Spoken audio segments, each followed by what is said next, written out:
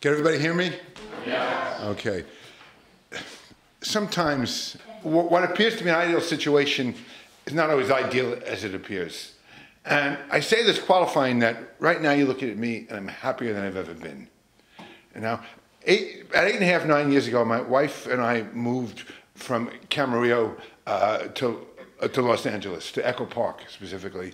And I didn't know how miserable I was, until I left it. It was like leaving Camarillo was a cloud, a dark cloud that had existed over me, and living a life of ignorant misery. And I came to Los Angeles, and all of a sudden the air was clear and it was sunny. Yeah.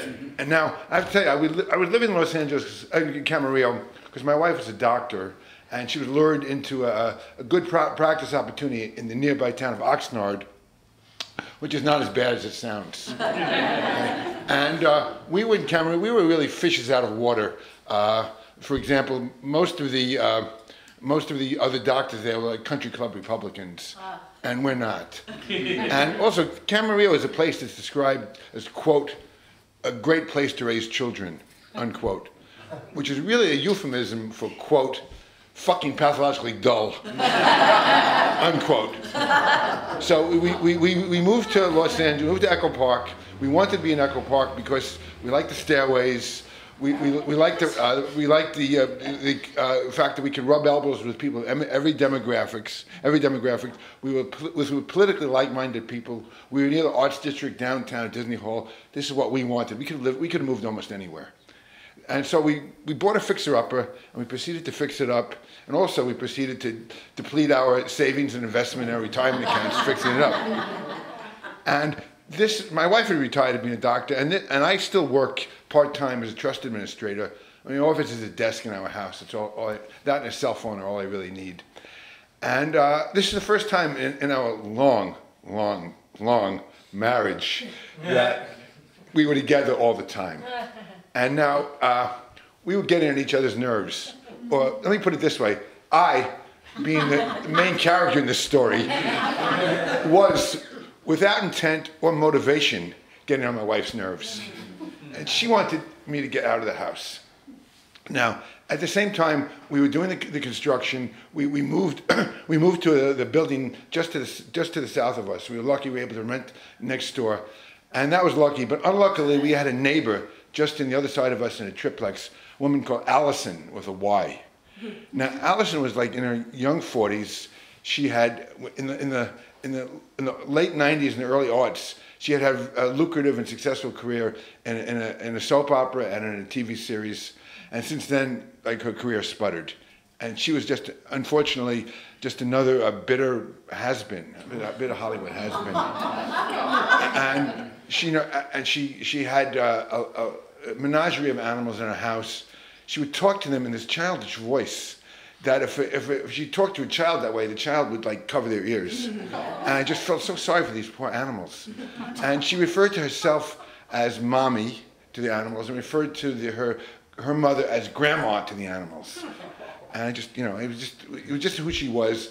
She took an instant dislike to us.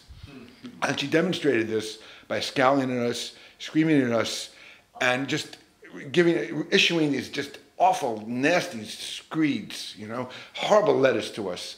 And these letters, these venomous poison pen letters, should be written in this childish script, these loopy letters, and curly cues, and she would dot the I's with hearts, And these letters were slanderous, and just, she accused me of being like Donald Trump. She called me an entitled white guy, and they were just, they were awful, okay? So, so anyway, my wife wants me out of the house, and she says to me that maybe I should go register with Central Casting. And I said, is this a joke? I said, there's no such thing as Central Casting. It's just like the end of a cliche, he's right out of Central Casting. But no, she was right. There is something called Central Casting. And I went and signed up for it. And now, just let me give you an example of how ingrained this cliche was in my head. He's right out of Central Casting. Later on, I was an extra in a series called Gaslit. And I played a reporter in a crowd that was in New York City, being held back by 2 New York City cops.